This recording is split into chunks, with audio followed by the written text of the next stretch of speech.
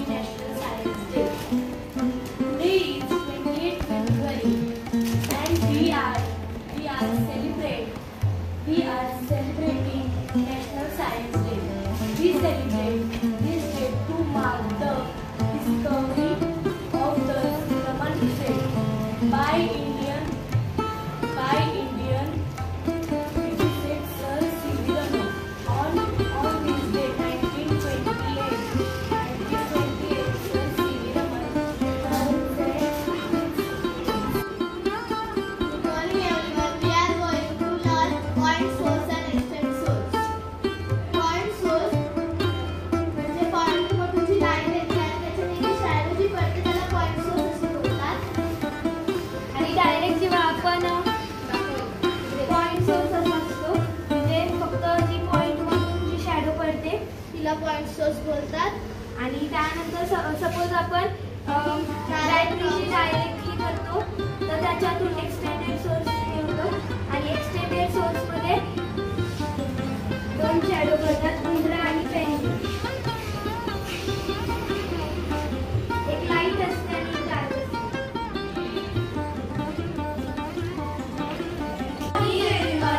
आज आम्ही density of वॉटरचा प्रयोग करणार।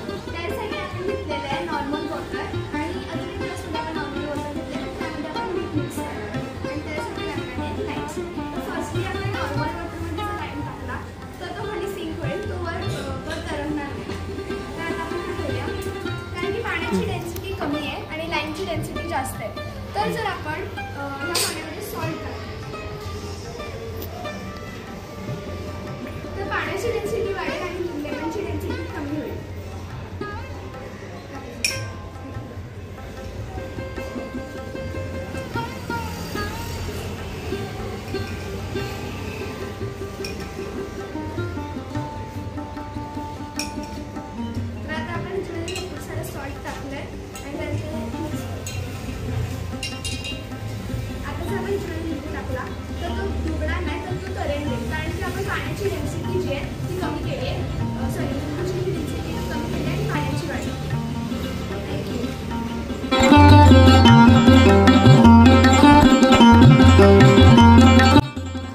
KV कन्या विद्यालयाच्या मुख्याध्यापिका सौ सुविद्या वावेकर मॅडम सायन्स डे निमित्ताने पाहणी करताना राष्ट्रीय विज्ञान दिनाच्या निमित्ताने विद्यार्थिनींनी विज्ञानावर आधारित सुंदर सुंदर पोस्टर्स आणि रांगोळी काढलेली होती।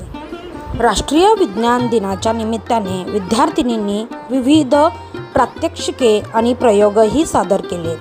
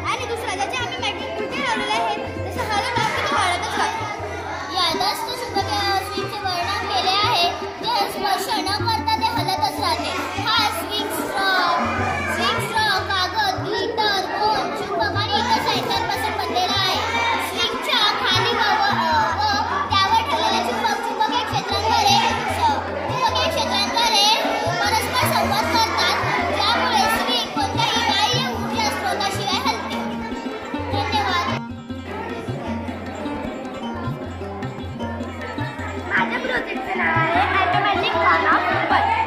तर मी ॲटोमॅटिक बल्ब चालू होण्यासाठी गॅस दिला आहे, त्याच्यामध्ये मी पाणी टाकलेलं आहे आणि थोडंसं मी गरमाईत टाकलं आहे। त्याच्यानंतर मी सॉल्ट म्हणजे तुम्ही मीठ टाकलं आहे, त्याने ॲटोमॅटिक बल्ब चालू होईल।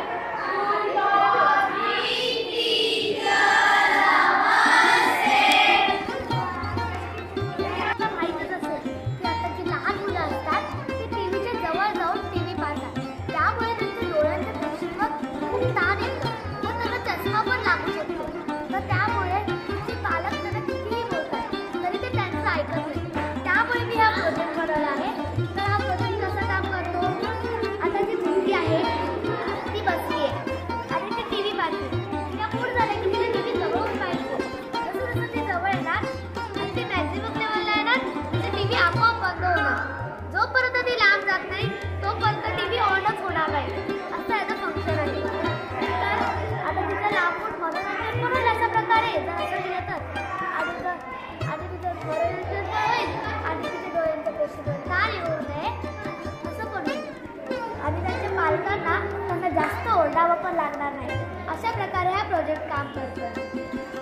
आता यात मी काय काय यूज केलं आहे, तर याच्यात मी 9 वोल्टची बॅटरी यूज केली आहे, रिले मॉडेल यूज केला आहे, IR सेन्सर म्हणजे इन्फ्रारेड सेन्सर यूज केलं आहे आणि एक LED यूज केलं आहे। रिअल लाईफमध्ये यूज करायचं असेल तर ते पण आपण करू शकतो, पण त्याची टेक्निक थोडीशी वेगळी आहे।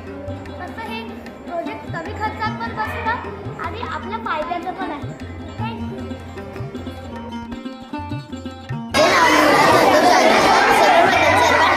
राष्ट्रीय विज्ञान दिनाच्या हार्दिक शुभेच्छा। आज विज्ञान प्रदर्शनासाठी एक पंखा बनवला आहे।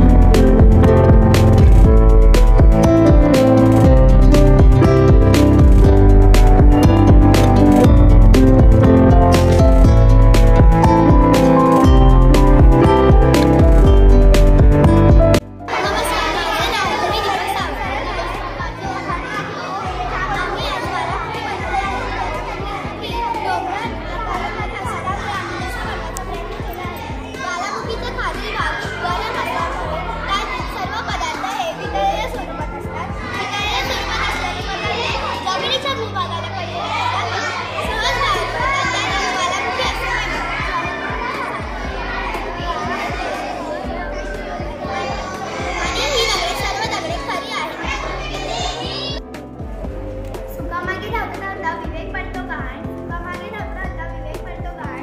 पाण्यात राहूनही भागत नाही माशांची तहान, पाण्यात राहूनही भागत नाही माशांची तहान. मित्रांनो, आज 28 फेब्रुवारी विज्ञान दिन. राष्ट्रीय विज्ञान दिवसाच्या तुम्हा सर्वांना खूप खूप शुभेच्छा. विज्ञान हा मानवाला मिळालेला एक प्रभावी डोळा आहे, ज्याचा वापर जो आयुष्यात करत नाही तो खरोखरच आंधळा आहे. मित्रांनो, माणसाला स्वप्नात देखील असे वाटत असेल की तो पक्ष्यांच्या बरोबरीने आकाशात उडू शकतो, प्राण्यांच्या बरोबरीने धावू शकतो आणि माशांप्रमाणे पाण्यात पोहू शकतो. परंतु हे सर्व शक्य झाले ते विज्ञानामुळे. मित्रांनो, तरी तुमच्या मनात एक प्रश्न निर्माण होत असेल की विज्ञान हे आपल्यासाठी शाप आहे की वरदान? मित्रांनो, जर आपण विज्ञानाचा योग्य वापर केला तर विज्ञान हे आपल्यासाठी वरदान आहे. आणि जर आपण विज्ञानाचा दुरुपयोग केला म्हणजेच कोणीतरी भोंदू बाबा नावाचा येतो आणि आपल्याला काहीतरी चमत्कार दाखवून वेडे बनवतो आणि आपणही अंधश्रद्धेच्या आहारी जातो. म्हणूनच मला म्हणावेसे वाटते, अंधश्रद्धा अज्ञानाचे झाले वाटोळे, अंधश्रद्धा अज्ञानाचे झाले वाटोळे, दे विज्ञान सर्व जगाला डोळे, दे विज्ञान सर्व जगाला डोळे. मित्रांनो, तुमच्या मनात एक प्रश्न असेल की विज्ञान दिवस हा 28 फेब्रुवारीलाच का साजरा केला जातो? कारण 28 फेब्रुवारी 1928 रोजी भारतीय भौतिकशास्त्रज्ञ चंद्रशेखर वैकट यांनी दमन परिणामांचा शोध लावला. यामुळेच 28 फेब्रुवारी हा दिवस विज्ञान दिवस म्हणून साजरा केला जातो. चला आपण आजच्या या जगात वैज्ञानिक काळातली काल धरूया, कविता आकाशात ठेवूया. एवढे बोलून मी माझे 2 शब्द संपवते. जय हिंद, जय Maharashtra. All my dear friends, it is honor to speak today about one of the greatest men in history, Sir Isaac Newton. His contribution to science and mathematics has shaped the world as we know it, and his legacy will continue to inspire generations of thinkers and innovators. Born in 1643 in England, Newton was a physicist, mathematician, and astronomer. He introduced the world to the laws of motion and universal gravitation. These laws not only explain how object moves on Earth, but also orbit planets or sun. In conclusion, Sir Isaac Newton was more than scientist. He was visionary who transformed our understanding of the natural world. His discoveries continue to guide us, and his life continue to teach us that with curiosity, determination, and passion, we can uncover the deepest mystery of the universe. Good morning, students. Good morning, everyone. Today I am speaking Dr. APJ Abdul Kalam. Dr. APJ Abdul Kalam was the greatest Indian scientist. He is also known as the missile man of India. His full name is Abul Pakir Jainuddin Abdul Kalam. He is born on the 15th October 1931 at Rameshwar Verma, East Tamil Nadu. His father's name is Jainuddin and mother's name is Ashramma. He is completed graduation from S.T. Rosetta College. He joined the Indian Space Research Organization in 1969. He played an important role in Pokhran nuclear test. The man was a simple living, higher thinking. Dr. APJ Kalam was a very hard-working to science children since science childhood. Mr. Kalam went back to Earth and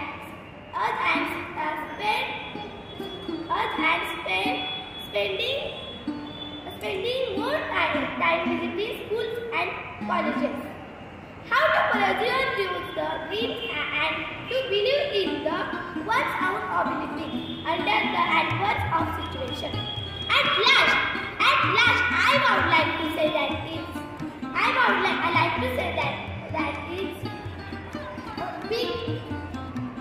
big dream and inspiration of life.